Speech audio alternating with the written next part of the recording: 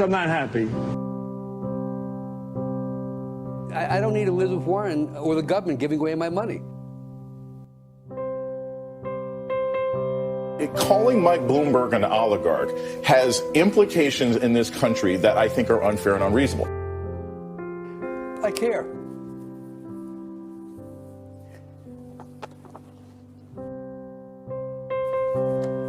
That's it.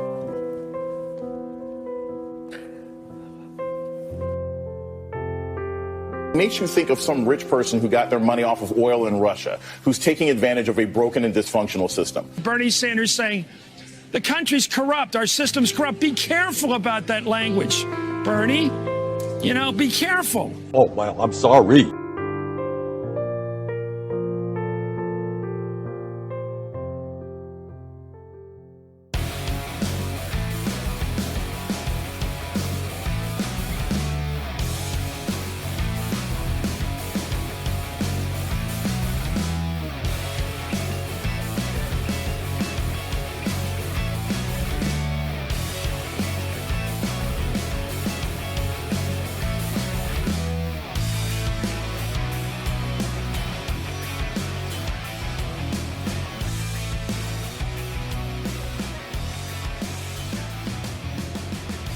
Around the nation, DYD Nation, Jeff Waldorf here with you. Welcome to the show.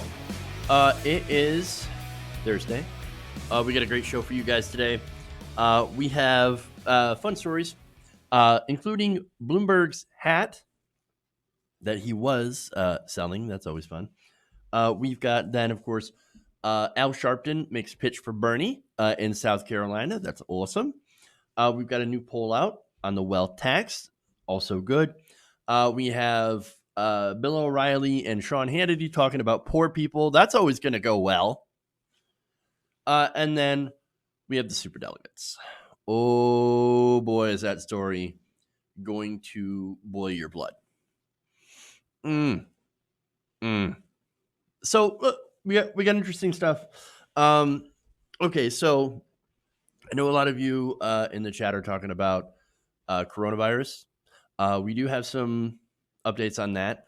A Saudi Arabian viewer has actually told me that they basically shut down travel in Saudi Arabia in and out of the country, except for citizens, because Bahrain has now some confirmed cases of coronavirus. So, oh, look, it's now spreading.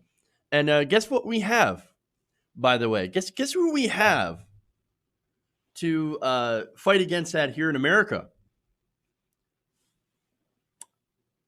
Mike Pounds. Yeah. So, oh, great. Awesome. Wonderful. We've got Mike Pence that will be taking over and trying to protect America from coronavirus. And by the way, I can talk about it here. I can't talk about it in the clips. The reason is that I can't do segments on it is because I will get demonetized instantly. So this stream already gets demonetized, by the way. In fact, very, very few of my live streams are monetized whatsoever. So like, okay, whatever, right? I've already lost that. So at least I'll have a slight, a little bit of a conversation on, coronavirus a little bit. But again, doing a segment out there, can't really do anything like that unless I want to get demonetized, which, again, it's one of those things where you don't even really know what's going to happen. But anyway, so there's that. A lot of comments from you guys, of course, on Mike Pence. I want to call him Mike Pounds now. I wonder if he's related to Dick Pound. Anyway, I shouldn't laugh about this. I really shouldn't. But anyway, look, it's a serious situation, and we're not really going to be able to expect much help from the Trump administration when it comes to when coronavirus comes to America. And there are already cases here, and it's expected to now, start to have more cases. And the problem here is, and it's been pointed out by a lot of people on social media, that we're uniquely unprepared compared to the rest of the world. And you might think, well, that's crazy. We get the best medical minds and medical technology in the world. What could possibly go wrong here in America? You got to remember, there's millions of people without insurance. They can't go and get tested. And by the way, if you do end up having coronavirus, in order to not spread it, you have to quarantine yourself for 3 to 4 weeks? About a month? Roughly? Well, who in America can afford to do that? Sorry, boss, I got coronavirus. Can't go to work. Well, you can't come to work. Then you ain't getting paid. And then you're not going to be able to make any money. And you're not going to make your rent. And then we're going to kick you out anyway. And then you're going to live on the street and spread coronavirus. In America, we're screwed. We're absolutely screwed. So, again, people are not going to go and, something like that happens. There's a lot of people that are not going to go to the doctor, that will continue to spread it, continue to go to work. Yes, it is already here, but not like full blown yet, right? It's not blowing up like it is in Wuhan province or in other places. I probably said that wrong. And in other places all over the world where it's popping up. And so, not good.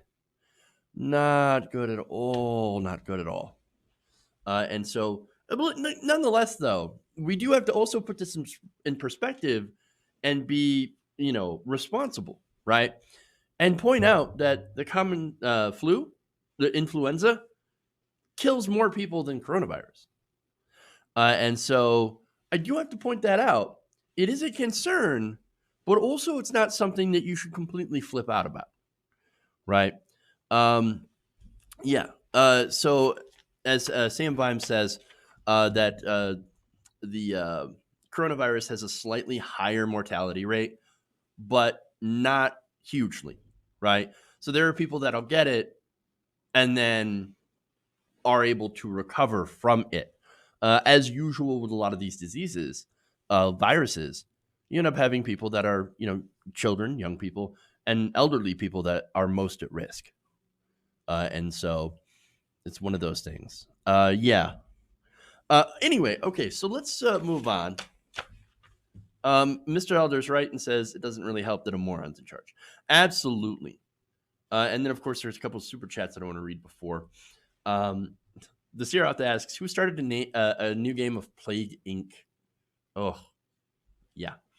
And Actus Maga says, just a little help to fight against the CV19 YouTube demons. Thank you. I appreciate that. All right. Anyway, let's move on. We got stories. So let's do this. Okay. For a mercifully short time, we finally had the equivalent on the Democratic side of a blue MAGA hat. And it came courtesy of Michael Bloomberg's presidential campaign. Bet you can't wait to say that or to see it. The hat, unfortunately for you guys, is no longer available for pre-order on Michael Bloomberg's merchandise shop. Now, we'll get into the reasons why that is. But first, let me show you the hat and why a lot of people were not happy about this. You want to take a look? Oh, look at that. Not a socialist. And then, of course, on the back that you can see the odd phrase of bring in the boss. Bring in the boss, not a socialist. Suffice to say, this did not go well on social media. The top tweets in the reply include mentions of Bloomberg's relationship with Jeffrey Epstein and an image of the hat photoshopped with a guillotine. I want to show you that as well. So we've got not a socialist here, right? And then, oh, look at that. Guillotine. Bring in the boss. Indeed. Wow. Okay. Now, some other tweets included Andy Richter saying Democrats don't care about this, the whole socialism thing. Elizabeth Brunick saying, would not be psyched about this tweet if I were Cap, Center for American Progress. Keep going, Mike. You're doing amazing, sweetie. All right. Jill Filipovich says, cannot even tell you how much I cannot wait for the era of hats in politics to be over. Yeah, but what about us who are not exactly hairily inclined? Hairily inclined? Whatever. Those of us who are bald, okay? 100%. Now, more tweets here. IRN Lieberman says, the only thing working people miss in their life is one more boss. Indeed. So now, there was a little blurb, right, that was next to the hat. And it's usually the description of what you're getting, right? I mean, what description do you need? It's a freaking hat. But no, they still had the description, right? And it tells you that about a 2019 Pew Research study that found that twice as many Americans have a positive impression of capitalism than socialism. And so next to the hat, it says, oh, look at how many more people like capitalism than socialism. I mean, obviously, so I'm not a socialist, so buy my hat. Why do you even have campaign merchandise? I think you're self-funding this thing. I mean, what is the point? Nonetheless, the study itself is not wrong. It found that only 42% of respondents viewed socialism positively, compared to 65% who were in favor of capitalism. Okay. Now, the Pew study, and the part of it that was not mentioned by Bloomberg, is that Democrats actually have a more generally positive view of socialism than capitalism, 65% versus 55%. I know those numbers don't quite add up, but then again, what are you gonna do? So now you gotta wonder who that hat, what audience is that hat aimed for? Who are you trying to sell it to? I mean, are you if you're trying to sell it to Republicans? Well, I think you're going to get a lot of takers, right? Which, of course, leads to the criticism that we say often on this show, that Bloomberg is running in the wrong party. He's, I mean, look, up until 2007, Bloomberg was a Republican. And by the way, if you were concerned, if you don't care at all about that, right? If you're like, look, he was a Republican back then, but he was an independent, and now he's a Democrat, which, by the way, you also shouldn't be saying that same thing. You know, you shouldn't be mad at Bernie for running as an independent and then becoming a Democrat.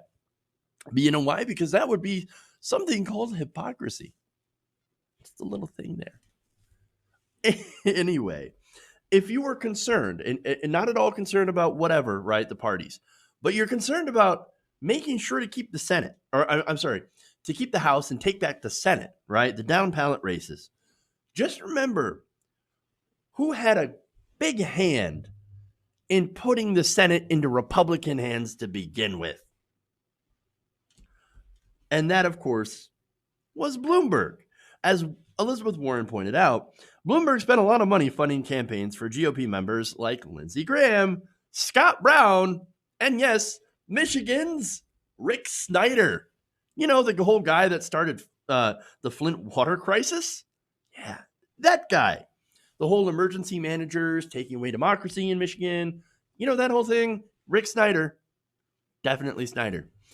So, bit of a problem knowing, especially people in Flint, knowing that Bloomberg is a guy that made sure that a lot of young black kids will never be fully functional because of lead poisoning. Thanks a lot, Bloomberg. What a great Democrat. He even voted for George W. Bush.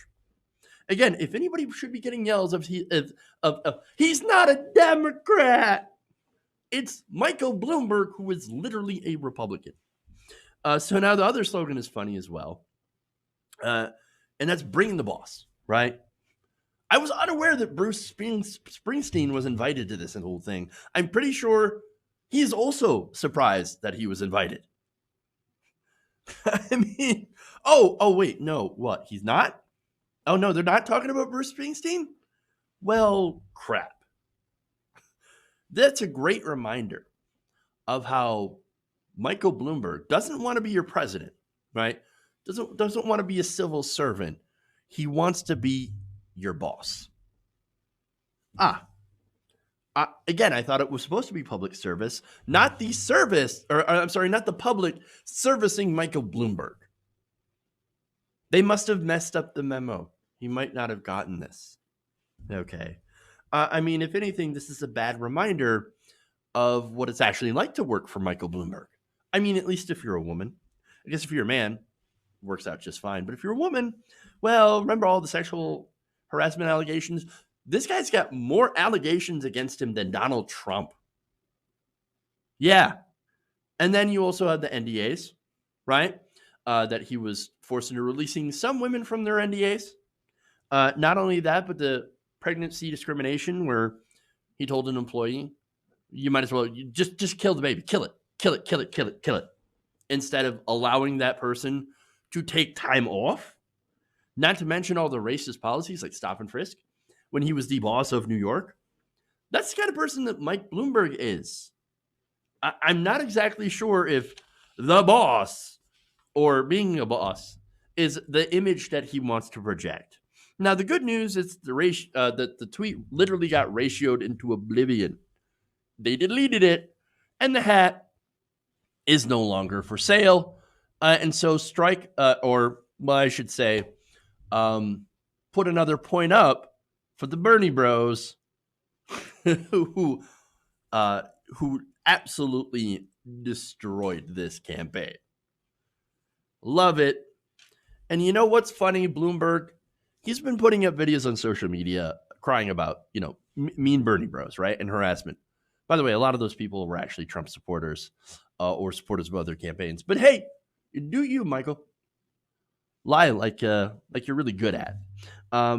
But look, by the way, this hat, one more thing, this hat is nothing more than an attempt to troll Democrats, which again makes you think, who is it marketed for, if not for the average Democratic voter? So it is pretty nice to see this ridiculousness blow up in their faces. Love it. Okay. So let's go to something a little bit more serious.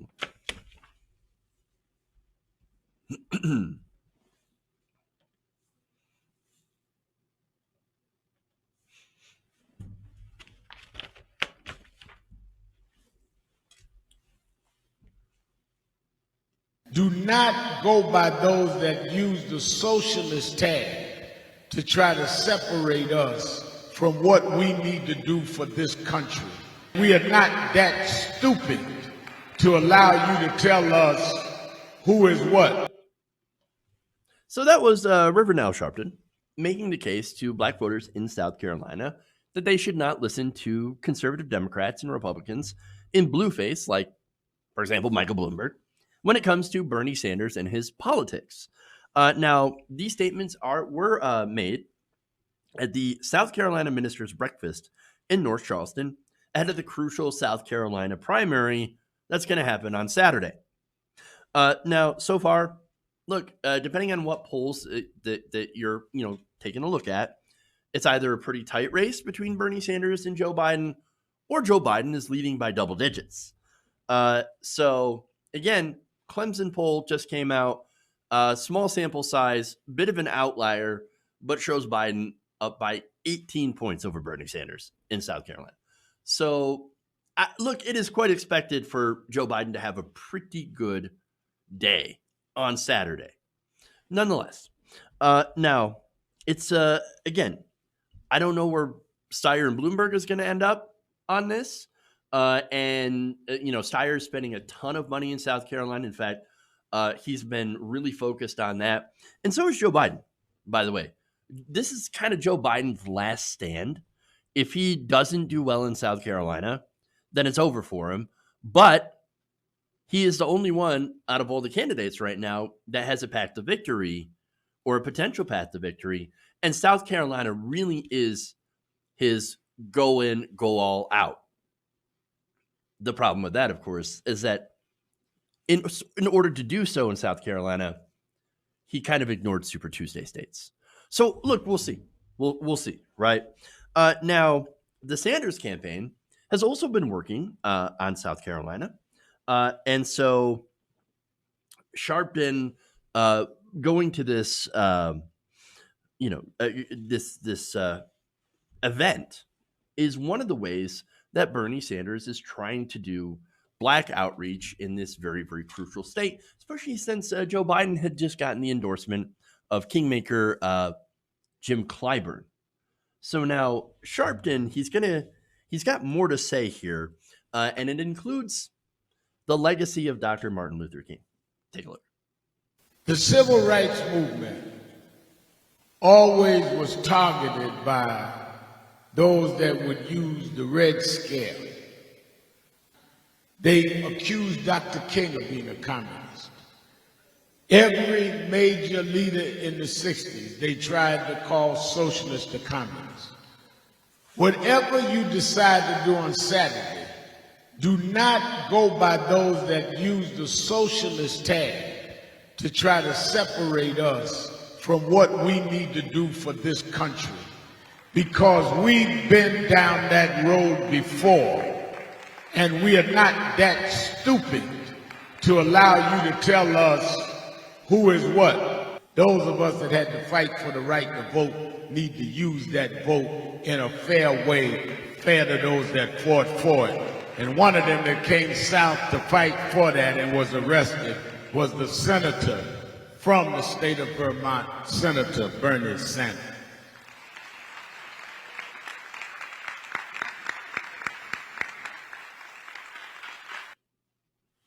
All right, so look, that was really nice. I actually wasn't honestly expecting Al Sharpton to say such nice things about Bernie Sanders.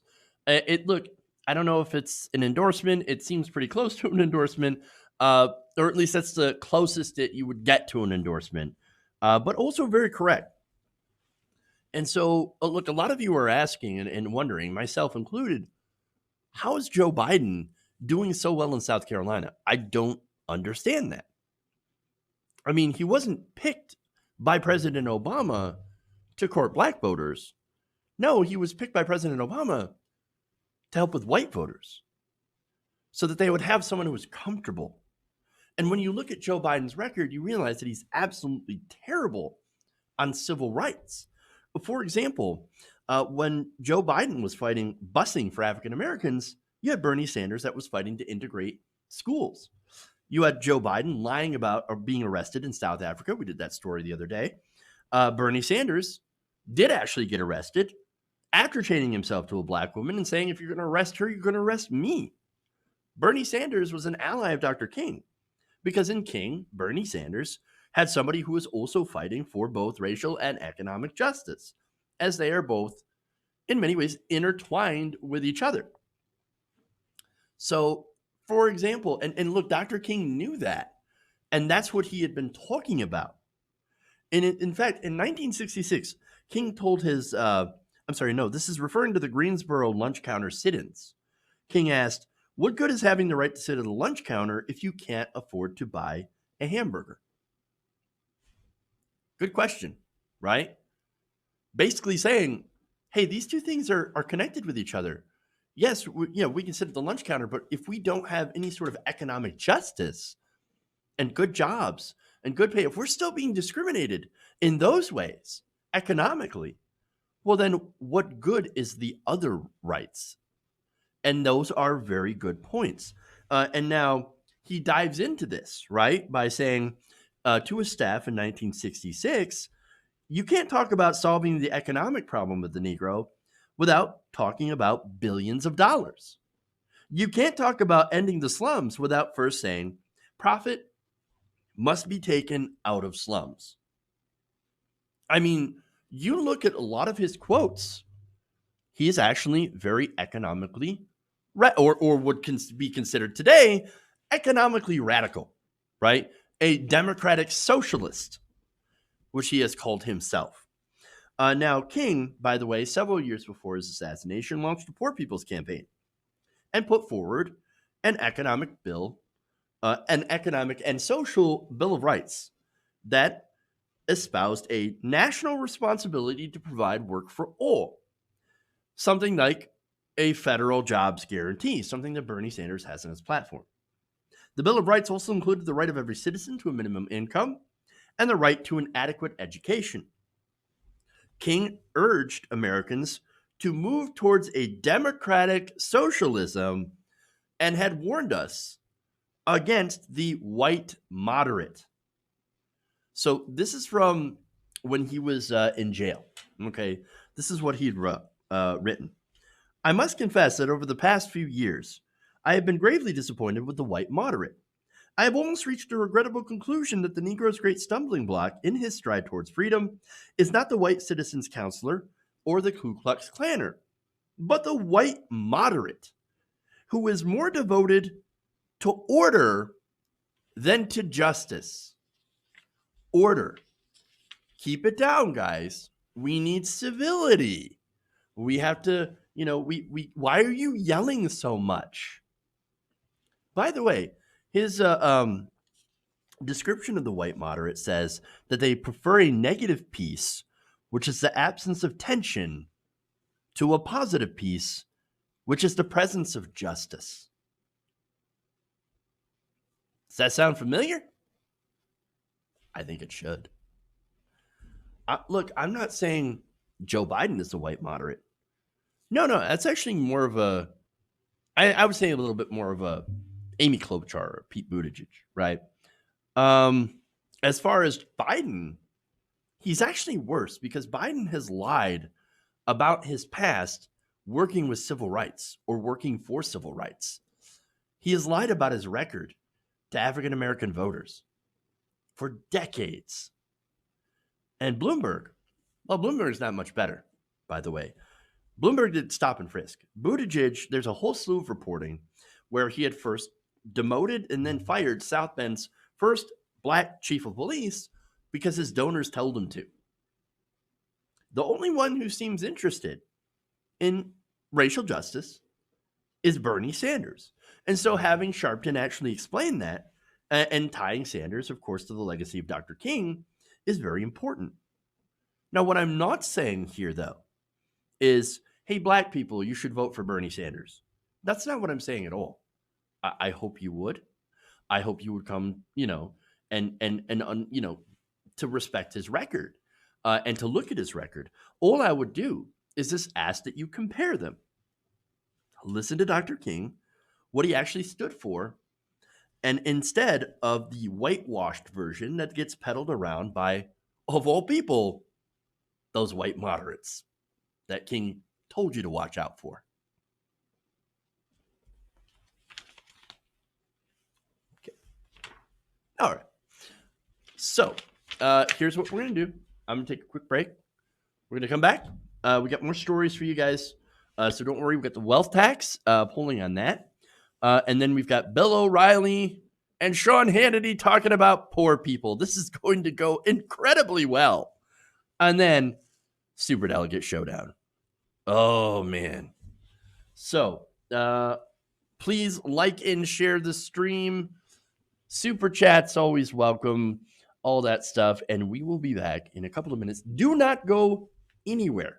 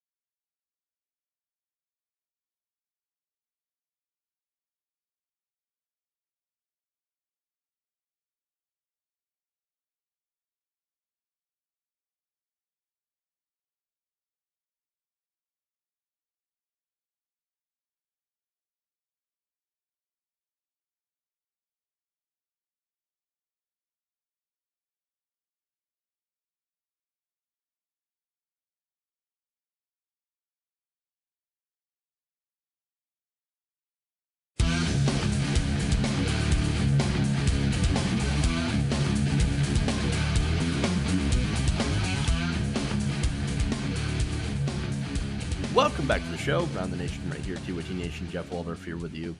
Okay, so before we get into thanking some patrons, Sarge Tech with a super chat notes that Fox News is already blaming Bernie Sanders for the falling market.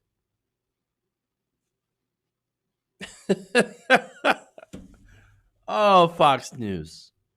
Look, man, plutes are going to plute, right? And that's essentially what it is.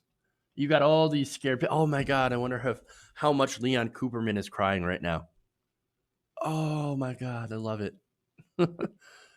So, look, we all know, of course, that the market's tanking, partly because of fears of what's going to happen with coronavirus.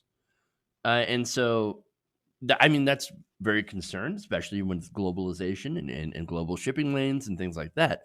But no, let's blame it on Bernie. God, they're so stupid. They're so stupid. And by the way, thank you, Monica. Hi as well, and bye as well. Hopefully you have an excellent day. All right. Moving on, let's get to the next story. Oh, no. I'm sorry. Patrons. Oh, okay. Anyway, I want to thank patrons DGH and Ralph Crawford. Thank you for supporting independent progressive media. You can go and sign up and support us as well by going to patreon.com/TYTNation, link in the description. For channel memberships, I want to thank Rod Harvey Jr. and Brandy Cruz. So thank you. And you can become a channel member by hitting the join button below. And so, all right, you can help keep us on the air, and that's the way. This is the way. Obligatory nerd reference. All right, moving on. Now I'm going to have to Photoshop myself in the Mandalorian suit. This is the way. Patreon. Okay. Anyway.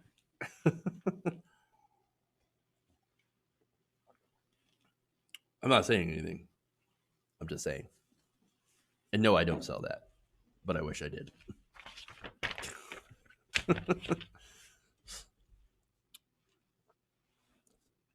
Oh, one more super chat here.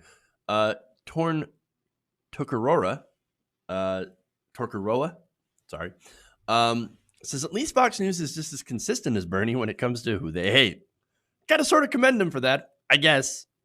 It makes things simple. Touche. All right. Now we move on, and thank you for that.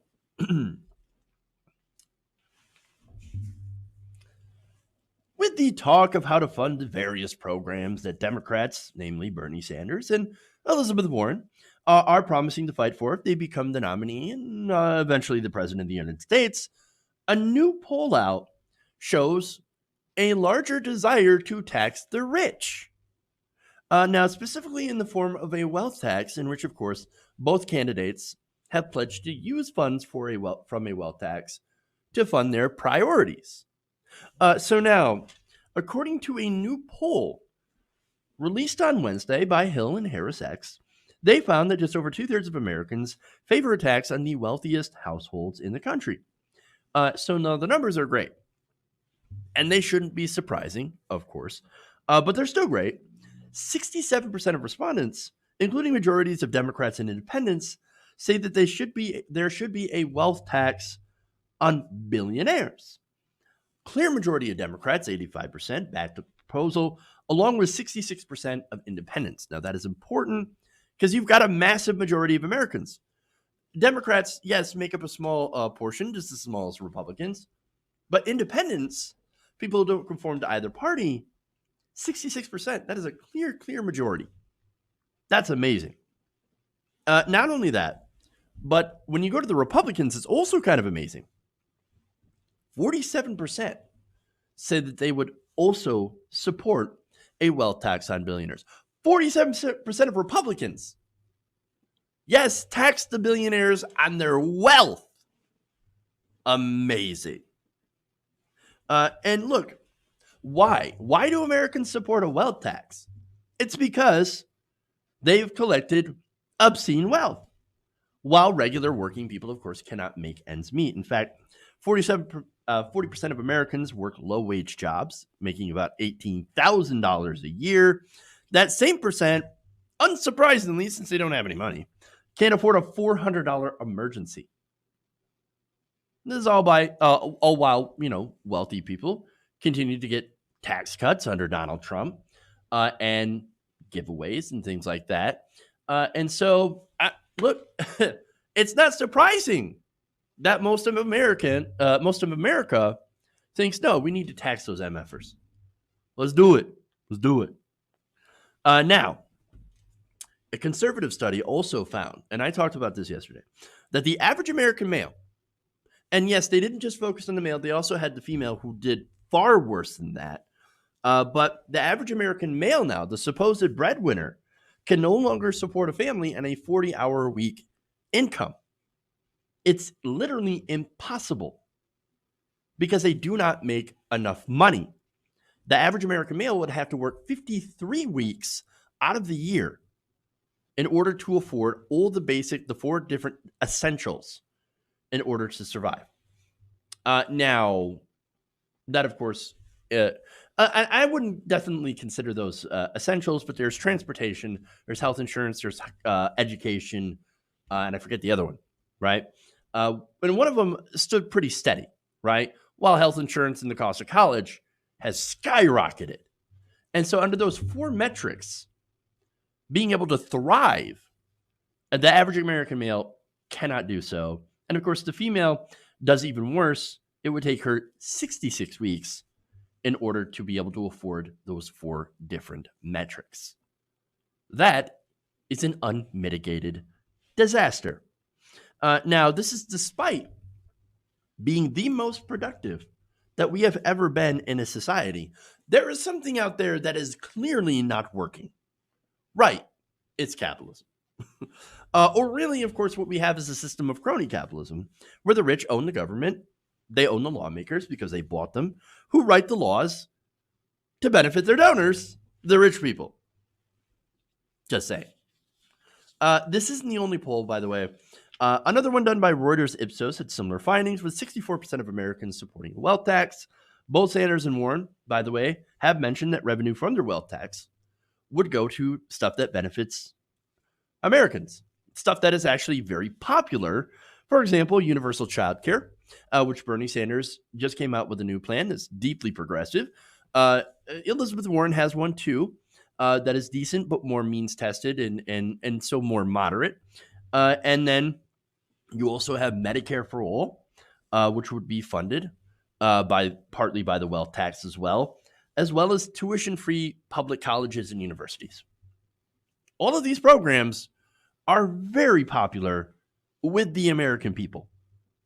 So you kind of got to ask, who are the centrists in this situation?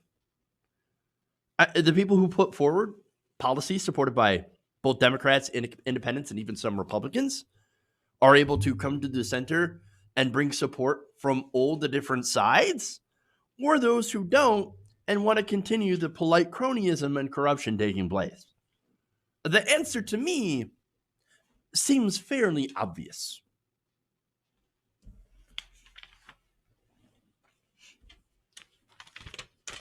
So let's go to let's go to rich people talking about poor people, because that's always fun.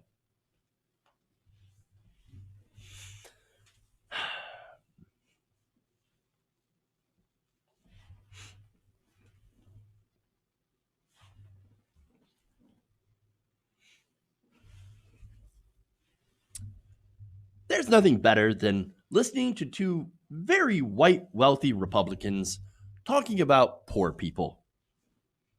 Actually, there's nothing more annoying or irritating than that, and yet I'm going to make you listen to them anyway. Most people, I think, want to have simple lives. Most people, they would like to live in a nice house and drive a nice car, a safe car, and they'd like to take a vacation when their kids are young. Every kid wants to go to Disney, right? I think people want good schools for their kids. Simple stuff, right? Basic, simple, fundamental stuff, which I believe is achievable, but only in America and only because this system of capitalism has created the greatest advancement of the human condition because we're free. Wait, whoa. The Sean Hannity thing that only in America can you have a nice house and drive a nice car. Because literally you can do that almost anywhere. I mean, Europe, Canada, parts of Asia, etc. And there's, of course, places where you definitely can't do that. In fact, it actually seems to be more difficult in America to get some of those things than in parts of Europe like Scandinavia or Germany. Wow. I mean, really. Rich-splaining. You got to love that, right? Now, let me point out some of the countries that are doing incredibly well that don't exactly have our system. Now, the happiest countries in the world are Norway, Denmark, Finland, and Switzerland. But no, only in America can you do that, by the way, and only with our system of capitalism. Also, freedom.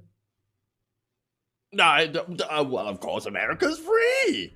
And it's the only place that you can do anything like that. Own a nice house and a nice car. No, we're not even the freest country in the world. The top 3 countries on the list of freedoms, by the way, according to the Freedom Index, New Zealand, Switzerland, and Hong Kong. You know where's America's at? 17th. Now you have Denmark in 6th, Norway in 10th, and Finland also in 10th. And yet the United States, 17th. I mean, sure, we could be a lot worse. There's a lot of countries in this world. But 17th? Not the most free, and certainly not the most happiest. So, sorry, Sean. You're wrong. But Sean Hannity is not the only one who's going to rich-splain to us poor plebs about how awesome it is to actually be poor in America. Now, here you have Bill O'Reilly, who's going to explain how good us poors really got it. Most people in America, even people in poverty, live very well. You know the studies that poor people in America have air conditioning, have cars, have big screen TVs. They live pretty well compared to the rest of the world. So why are we tearing down? You see, people are going to misconstrue what you just said here. You wouldn't want to live in a neighborhood that was socioeconomically, where this is where Bloomberg screwed up, where there might be more crime, more drugs, gangs, etc. And I would like to see all of America transcend all of those cultural problems. But it's never going to happen. So you're talking about a nirvana that's never going to exist. And I can make an argument that even poor people in America live better than middle-class people in most other countries in the world. So why do you want to destroy a system that provides opportunity to rise and improve your circumstance, as my parents did, your parents did? They came out of the Depression. Nobody had anything. Okay, here we go. I mean, the poor people in America, they're not really poor. I mean, it's not like they're the poor in some of these other countries, right? Oh, you mean, do you mean the shithole countries that Trump famously pointed to? Is that what you're talking about? I know you didn't want to say that, but that's definitely where you're going, right? Oh, it's those countries, the ones filled with those minorities. I mean, but in America, we can actually, the poor people actually live pretty well, right? So let's dive into that, okay? So now, in America, the 2019 poverty guideline for a family of 4 in the United States is an income of $25,750. That's according to the Department of Health and Human Services. That is not a lot of money. That's not good, right? Especially in the richest country in the world, and especially considering the cost of living. Now, there was a conservative study that recently came out that showed that a man, a working class male, about 25 years old or over 25, can't even afford to take care of their family while working 40 hours a week and still afford the basic things that you need to thrive. Okay? So that's very important, right? And so those people would be considered poor, right? And now, what's interesting is that here in America, one of the reasons why poor people aren't as bad off as they are in other countries is because we do have a social safety net. We have something that prevents people from going into the most worst abject poverty that we see in other parts of the world. And so, yes, they're dependent on government programs, but it's because they can't afford food and housing to begin with. So you have Section 8, you have the SNAP program, you have things like that, you have welfare programs. And look, our safety net has been shredded over and over the years, but it's still better. And let's be honest, it's still better than the safety nets or the non-existent safety nets in some of the poorest countries in the world. And so, okay, sure. Now, here's what's interesting, right? So now he talks about, poor people ain't got it so bad because they got TVs and they got air conditioning. You realize a lot of cheaper apartments do come fully furnished with central air, right? And at Walmart, you can get a flat screen TV for like $200. So, and not only that, but you could go and drive a beater to work for about $500, right? And that is a lot of money to a lot of people. To somebody making $18,000 a year, that is a big investment. But you have a car. Bill O'Reilly says, well, you got a car and you got a flat screen TV and you got an air conditioner. You're living in a lap of luxury. Let me tell you, those poors, they don't know how good they've got it. Now, look, again, when you look at some of the poorest areas in the world, sure, that's true, but you're kind of missing the point. Besides, if you have government assistance, or if you didn't have government assistance, right? If you didn't have Section 8, if you didn't have food stamps, then you would see higher, more third world type poverty. And thankfully, we do have that social safety net. We have these programs that have elevated impoverished people so that they can live in a little bit of dignity. And so I guess Bill O'Reilly and Sean Hannity, they must be lauding that system that allows our poor to be better off than many of the others, right? I mean, they must be singing the praises of the SNAP program and of reduced rent programs and free lunches. Oh, wait, right, they're not. In fact, they will actually want to get rid of these programs because they think the poor have it too good. I guess if you're not scrounging from a dumpster or, begging on the street for a loaf of bread, you got it good. Okay, anyway. But, again, there's a lot of problems with our country. There's a lot of problems with our economy. And what we're not saying is wipe out capitalism. Well, okay, to be fair, that's not what most of us, what some of us are saying, right? Some of you are, and I understand. But what Bernie Sanders is saying is that, hey, we should have a system of capitalism, but have it more resemble that of Scandinavia, of a place like, as Chris Matthews tries to say, Denmark. Okay, hey, you know what? I like Denmark. I like their system. They're happy. As I mentioned before, they're one of the happiest countries in the world, and they're also one of the most free countries in the world. And so they do that by having a mixed market system. They have strong social welfare safety nets. They have free health care. They have, I believe, nearly free or free college. They have high minimum wages and high wages in general. And yes, the rich pay their fair share in taxes. That is exactly what Bernie Sanders is proposing. And so the thing is, though, as I mentioned, they got higher taxes than the rich. Well, you see, that's going to affect Sean Hannity and Bill O'Reilly. Ooh, no. Can't have that. No. That's a no-go. No-go. And look, overall to his point, though, or their point, while the poor do have it better than in some of these areas in the third world, there are examples of third world conditions in America. For example, 34% of households surveyed in Lowndes County, Alabama, that is the poorest county in the nation, tested positive for hookworm. You know how you get hookworm?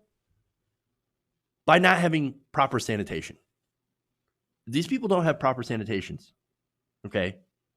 That is third world, right?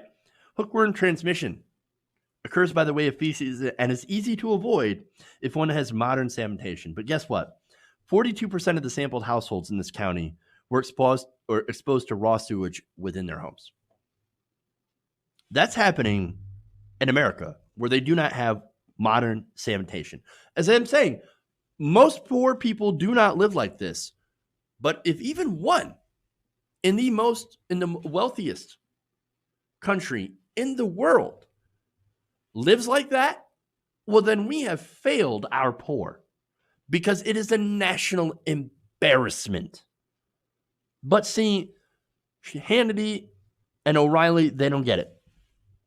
They've never lived as a poor person. They've got cushy radio jobs. And I know I can understand that, you probably be like, well, hey, don't you have a cushy job here? Well, it has its own set of challenges, but also I've worked on the floor of the factory. I've worked stocking shelves at the supermarket. And so I've done all those jobs. And believe me, this ain't exactly a high paying gig, let me tell you what. But still, these people, if you make it on Fox News or on national syndicated radio, well, then you're doing a lot better than the local YouTube guy, right? They're worth millions of dollars. I'm in debt. So let's be honest, right? But the whole point is they don't understand poverty. Only the simple fact that, sure, poor people do have a little bit better in some of the poorest places on earth, but they fail to realize that in the wealthiest, most powerful country in the world, that is kind of a low bar.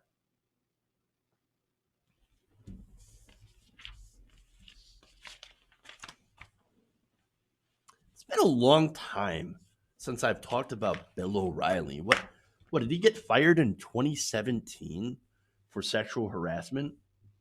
I guess people got tired of his falafel, hearing about it. Because it is full of awful. Okay, anyway, I'm here all week. Actually, no, we gotta go. Serious story. Okay.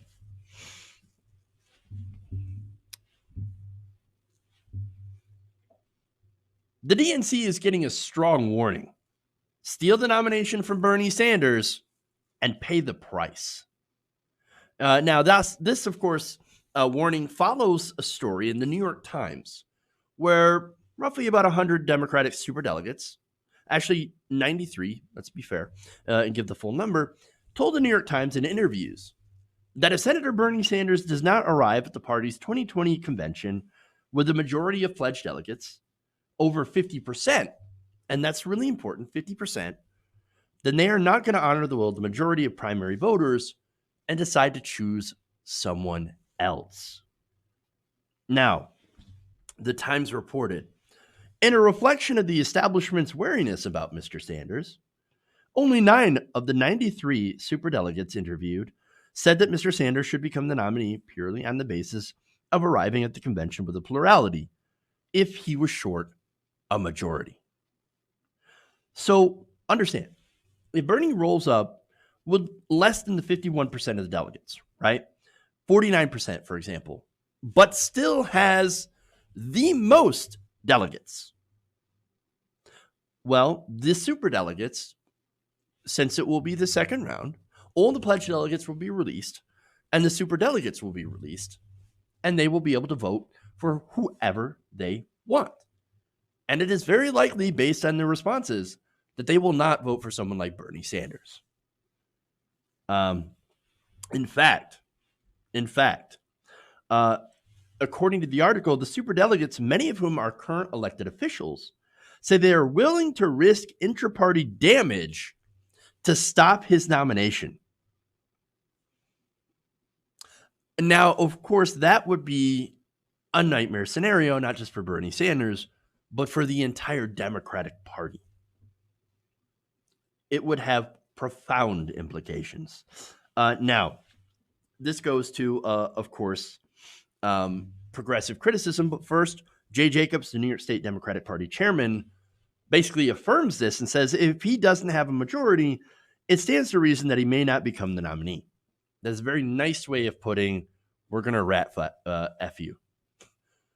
I almost said that. Now, Asita Nwenevu, a political columnist for the New Republic, I do apologize, I probably butchered that name, suggested the Times headline could be put this way: Democratic leaders willing to risk party damage to stop Bernie. And that, of course, would be a little bit more accurate of the situation. And so understand that this is the plan. And we've kind of known that since the Nevada debate. Bernie Sanders was the only person on stage in Las Vegas to say that the candidate that has the most delegates at the convention, even if it doesn't reach the 51% threshold, should still become the nominee. Sanders said the will of the people should prevail. The person who has the most votes should become the nominee, which, of course, is what you would say in a democracy. Oh, but who believes in democracy anyway? I mean, really. Now, no one else agreed, of course, to that, even Elizabeth Warren, which was depressing. And there's one simple reason. It's because they're losing. And, well, I mean, if you're losing, but think, hey, maybe if we go to contested convention, I've got a shot. Well, then, of course, you would say, well, that's obviously we're going to follow the DNC rules. So now, look, to come out and admit it like this, that they will not honor the will of most of the voters, well, that's pretty brazen, right? And to come out and tell the New York Times means they're pretty comfortable with their decision, because they could say, hey, well, what do you want to do? Those are the rules. Bernie Sanders, you agreed to this. What are you complaining about? You Bernie bros always complaining. Well, here's the thing. It's undemocratic. And by the way, Bernie Sanders has been complaining about this for quite some time. Bernie Sanders and progressives have been fighting against superdelegates since at least 2016. But unfortunately, thanks to DNC chairman Tom Perez, and of course, the establishment people that he has appointed to the DNC, we couldn't get enough votes to eliminate superdelegates completely, which, by the way, has set up this problem, which makes me think it's a problem that they were hoping would come about, right? And so now you have progressives sounding the alarm and saying, hey, if you do not nominate a candidate that wins a plurality of delegates, and right now it looks to be Bernie Sanders, there will be terrible consequences for the Democratic Party. In fact, Pramila Jayapal, progressive representative Jayapal, said, if Bernie gets a plurality and no one else is even close, and the superdelegates weigh in and say, we know better than the voters, I think that would be a big problem. Jane Kleeb, chairwoman of the Nebraska Democratic Party, also told the Times that party leaders, quote, shouldn't be second-guessing voters. Quote, if that's what our party leaders are going to do, you'll see rebellion, not just in the presidential race, but in down-ballot races as well. And you would, absolutely. The Democratic Party right now, as we know it, would be dead. And they would lose to Donald Trump. Whoever gets nominated would lose to Donald Trump in a landslide. But this is okay with Bernie Sanders, with Democratic leaders who feel that right now nobody can stop Bernie Sanders. And so that field, and by the way, Amy Klobuchar, Pete Buttigieg have absolutely no chance, right? There is no reason for them to be in the race right now. Maybe they're hoping, oh no, we'll see what we can do to try to split up the delegates and get as much as we can to lead us towards contested convention. Pete Buttigieg, of course, was in one of those Stop Sanders meetings, so maybe he's like in on this particular plan. Or maybe Pete Buttigieg is thinking, pick me at the convention, which would be a totally Pete Buttigieg move. Pick me. Okay.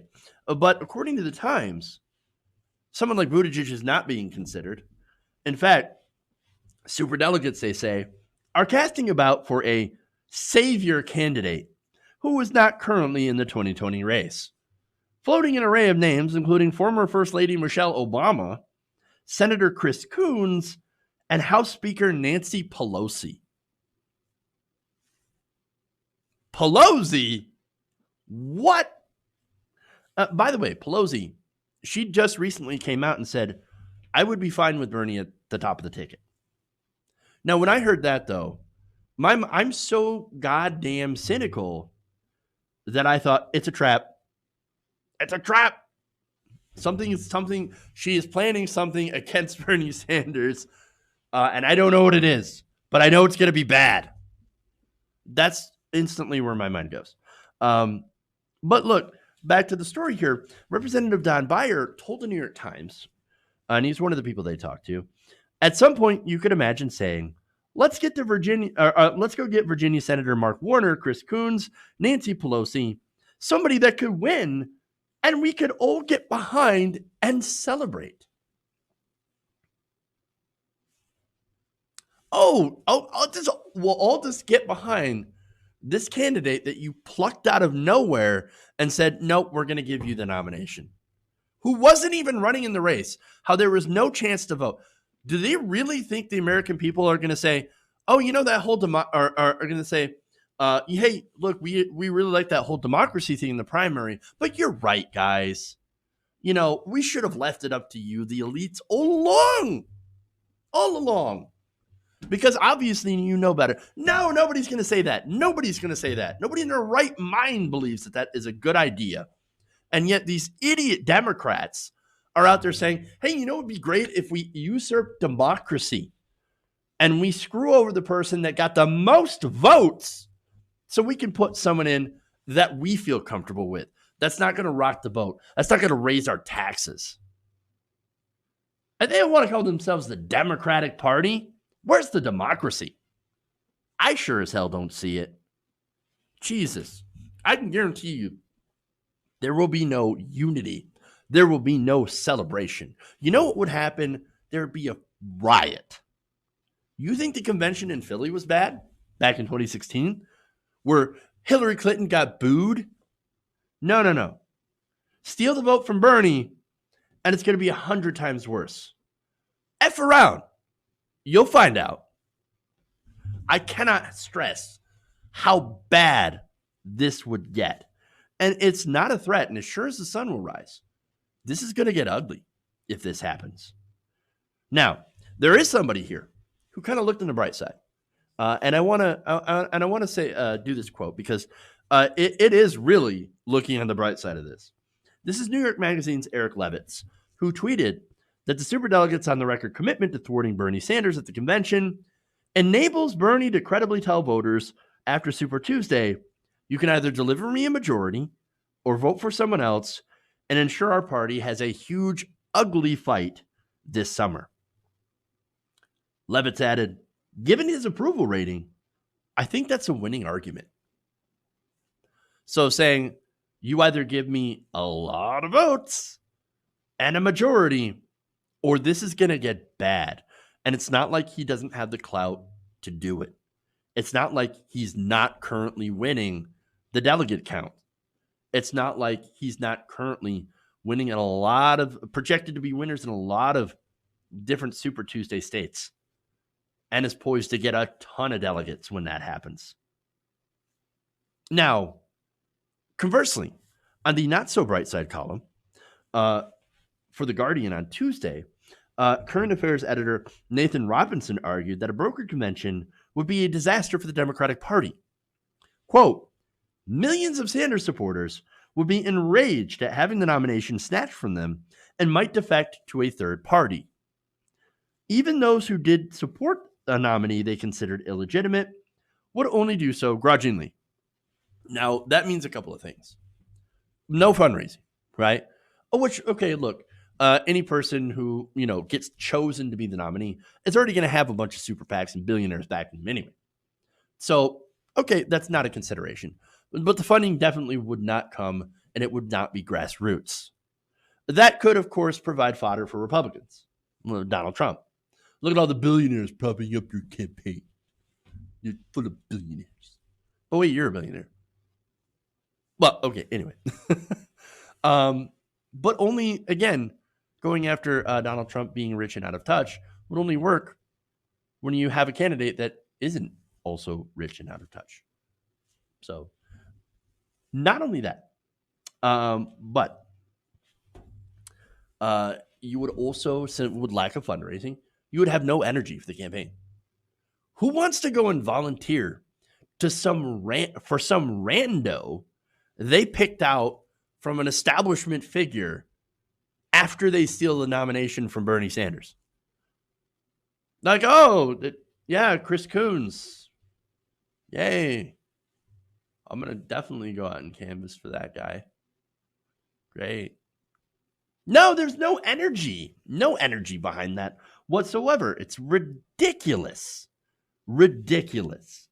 And so, lack of fundraising, lack of energy, you're not going to have people out there that are excited, and you're going to have millions of pissed off people. This is not a good direction to go. This is a terrible direction to go. Now, Robinson also added in his column, quote, the Democrats might be able to stop Sanders, but in doing so, they would destroy their own party's electoral prospects. And it's not just at the top of the ticket. It would be all the way down the ballot. You would destroy their chances. Just imagine now, if you thought full Republican control of the government was bad before, when Donald Trump got elected, imagine doing this and letting the Republicans sweep the House, keep the Senate, and have Trump empowered by surviving both impeachment and the Mueller report and all the other investigations, which have yielded criminal activity and criminal penalties against people that were in his inner circle, but have left him scot-free. Imagine how empowered. And then, by the way, the Supreme Court is already conservative. Now, RBG, another 4 years. Look, I love homegirl RBG, but I don't know if she's going to last another 4 years. Like, we gotta be honest about that possibility. Do you want that happening? Don't steal the nominee. Now, the last part that he says is, quote, this would be a completely reckless and an irrational maneuver, and every sensible Democrat should oppose it. Now, I have my own thoughts here on that.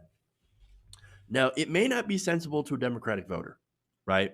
As a lot, if not most Democratic voters have a favorable opinion of Bernie Sanders and are very likely to vote for him, even if it's not their first choice. Weirdly enough, a lot of Biden voters might consider Bernie Sanders as a second choice. Politics is strange and weird. But if you steal it, that's not going to reflect well in the party. And so it's not going to make sense to the average Democratic voter. Like, why would you do that? That's terrible. But to the DNC and the establishment, understand that they would rather have a fascist like Donald Trump win over a progressive. And that's exactly what would happen if they steal the nomination. Chris Matthews gave away the goat. Gave up the ghost, right?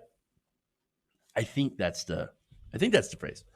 When he said, well, Democrats just could sit out and choose somebody in 4 years that they like. Assuming, of course, that Lord Emperor Trump hasn't taken over and completely dissolved democracy by then. I'm just saying. And so, but he's saying, hey, well, we'd rather have 4 more years of Donald Trump than, allow somebody like Bernie Sanders, who we're actually scared of. Again, they're more afraid of the changes of Bernie Sanders than Donald Trump, because for one, Donald Trump will allow them to keep their low taxes. It's the only reason Bloomberg is running, by the way, is to keep his taxes low. And also, the DNC can continue to fundraise off of, oh my God, look how bad Trump is. But without realizing the disaster that they will cause if they go in this direction. I believe it would destroy the party. It would break the party, and the Democrats would never recover.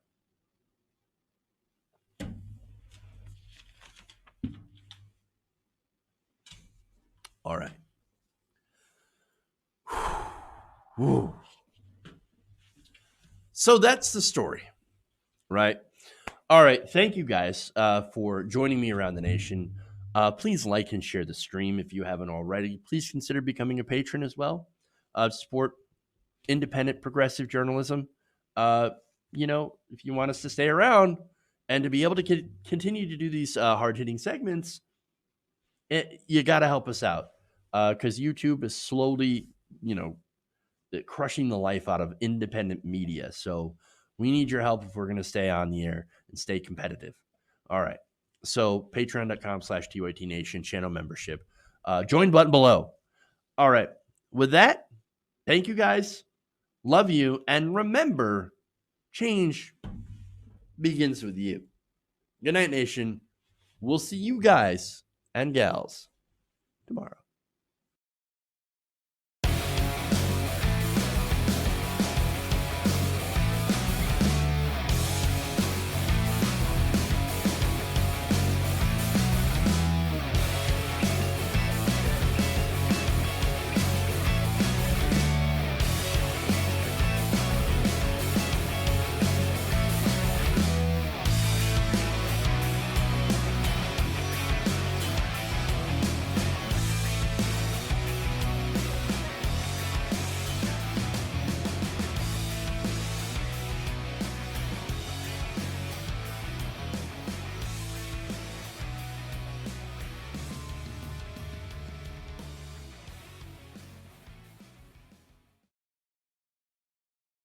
You're kicking me out the door. You're kicking me out the door.